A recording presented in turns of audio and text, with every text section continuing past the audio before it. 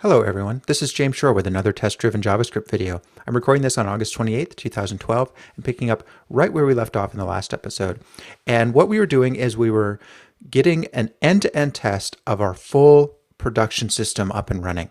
And we don't really have a full production system yet, so this is, we're using our end-to-end test to drive that process.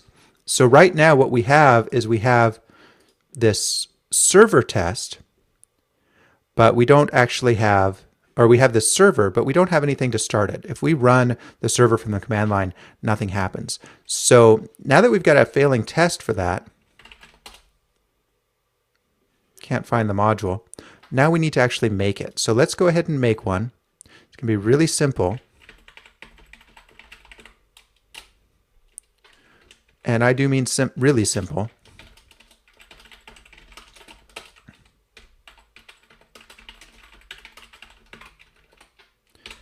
That should work. Except it didn't. Oh.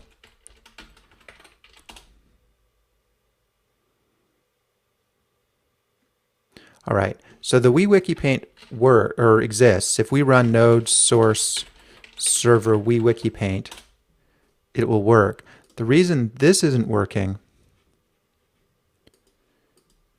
is because it doesn't have the correct location. Now we could just run it this way. We could say what I just did, source server WeWikiPaint. And you know what? I think that's okay for now. Yeah. Now we've got that working. So obviously that's not good enough. we needed to actually do something. So let's go ahead. Let's factor this out into a run server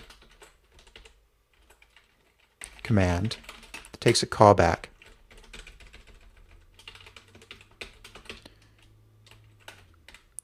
So that we don't have to deal with all this error handling.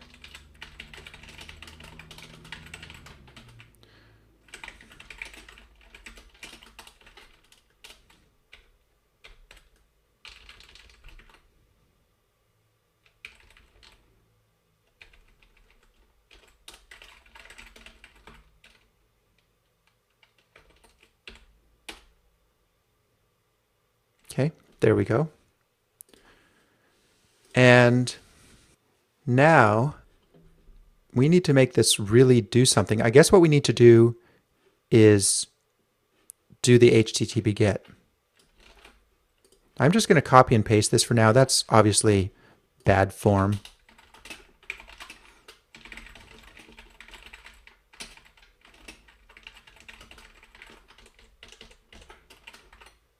So we might want to factor that out into a module or something else that I'm not sure about yet. Okay, we're not going to have to run server.start. We're already doing that. We just need to get the data. So let's call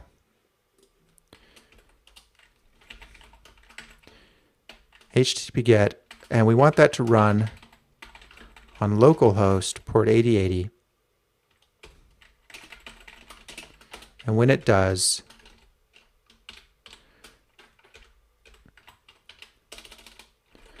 we'll be done.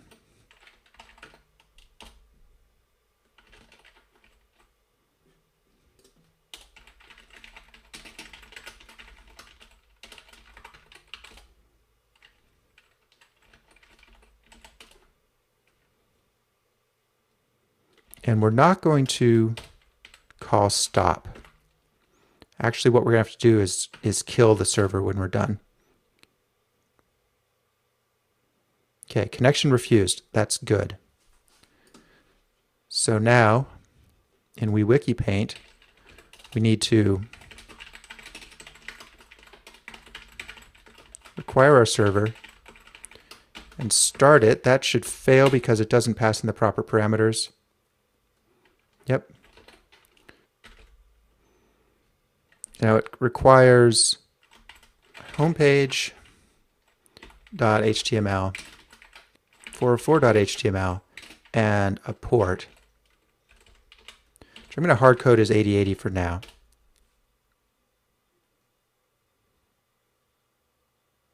Okay, so that appears to be working. Let's see, let's run this again.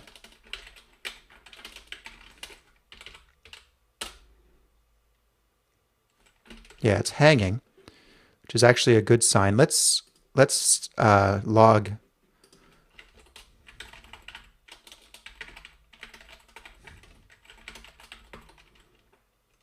here. This is supposed to take response and received data.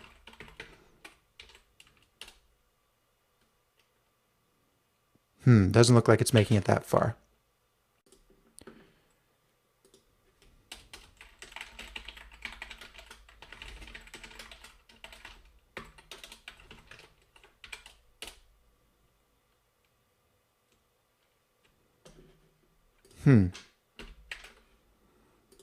So this is interesting. It's never getting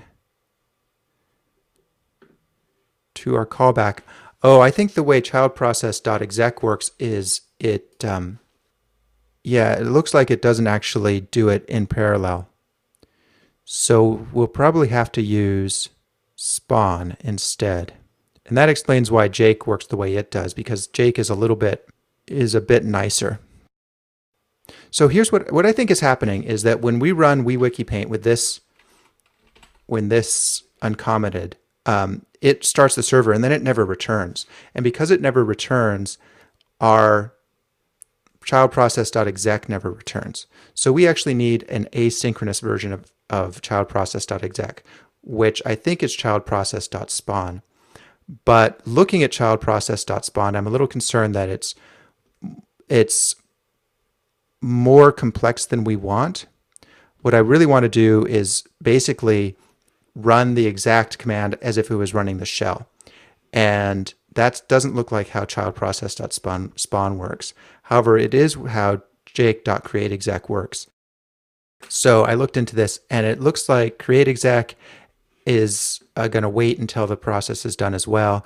I also found a really nice library called ProcStreams, which I'd heard about before but never really looked into, that is really going to be really useful for various sorts of shell scripting. But again, it looks like it waits till it's done. What we want looks like it is the child process.spawn. So what I'm going to do is see what we can do about that. So what we want, we want to say child process.spawn, and I'm just going to hard code this for a moment.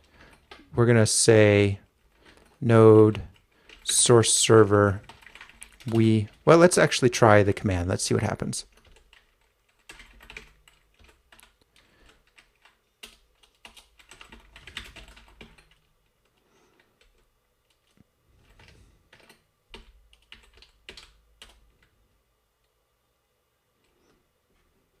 Okay, that looks promising. It's failing because I suspect, because we're not giving it enough time. But that's still a good sign, maybe. So it returns our child process. And we need to do something with that. And what exactly do we do with it? Well, we've got all these events. You know, I'm going to do a little research into this off camera. I don't think this is a good use of our time on camera, so I'll be back in a moment. Okay, I'm back. So I've got the spawn function working, but it's not all working yet. So the way spawn works is it doesn't run the shell, so you have to pass it the name of the program you want to run, which in this case is node, and then each individual parameter that you want to pass in. So what we need to do is really make this an array like that.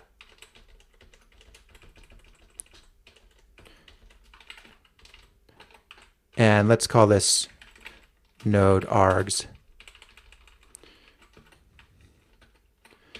Now the problem is that's still not working. We're seeing it say that the connection is refused. And I strongly suspect it's because we're running this before that process is properly spawned.